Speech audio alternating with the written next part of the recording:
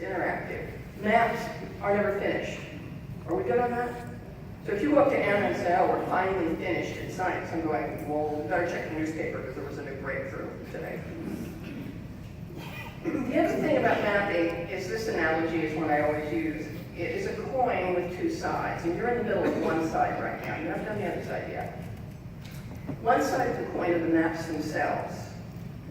And the documentation is important because if it isn't of good quality, or it's terse, or things are in the wrong place, then I can't do the other side, which is the review process to find those gaps, to modernize it, to look for repetitions. These are mutually dependent.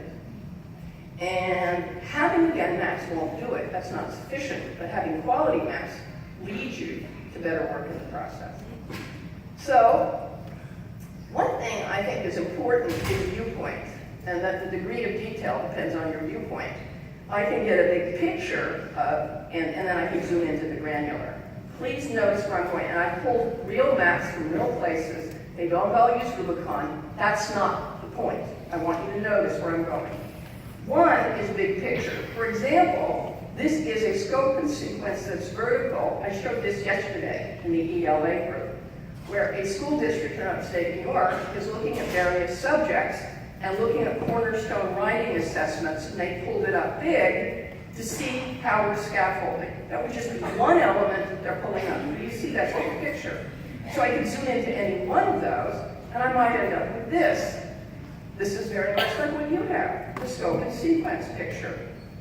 So I can have a K-12 picture, which is big, and the bigger it is, the more general the information.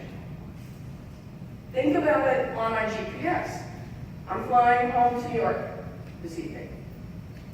If I wanted to see where I am in relation to New York, I'm going to get a map that goes out, so it's really wide angle, and it's going to be general information.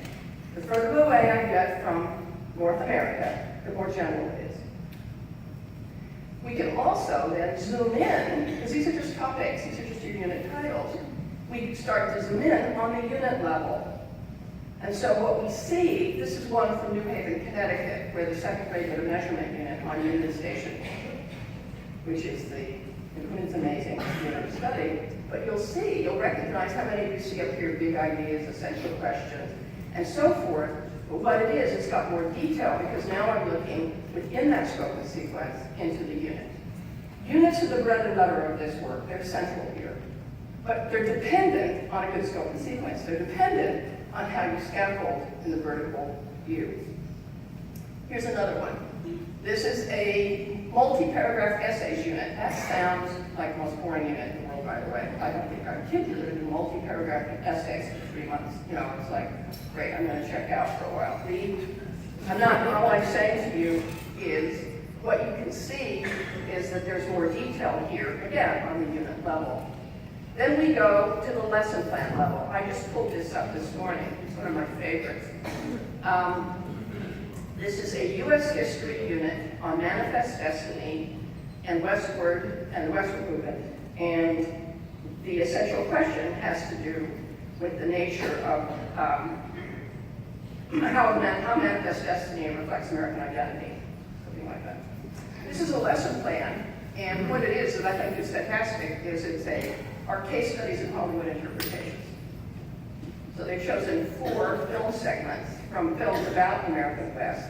The students are going to view the clips and then compare them to primary source documents from the place where these were supposedly conveyed and answer the questions that deal with to what extent do Hollywood interpretations match the realities of the American West.